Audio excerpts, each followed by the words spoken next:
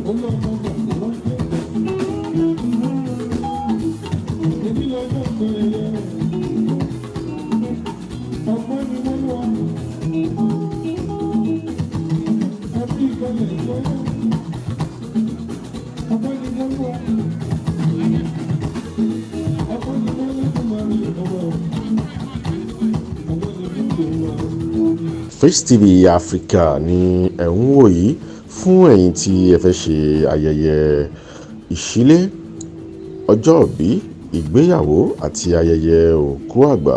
Ẹ kàn sí wa lórí ẹ̀rọ ìbánisọ̀rọ̀ wa 08100473605 08100473605.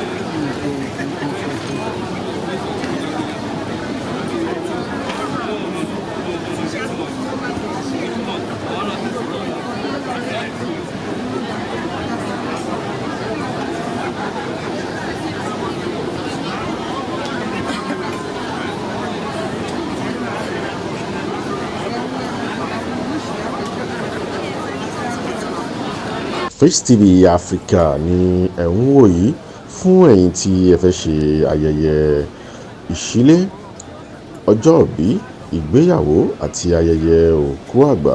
Ẹ kàn sí wa lórí ẹ̀rọ ìbánisọ̀rọ̀ wa 08100473605 08100473605.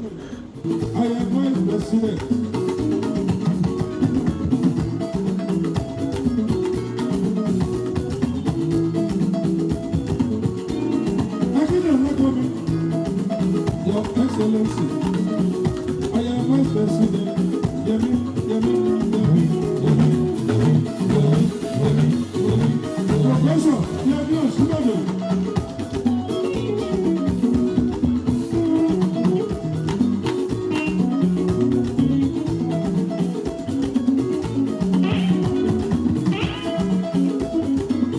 Gbogbo ọ̀nà yẹn ló péjú. Gbogbo lóyè ló péjú.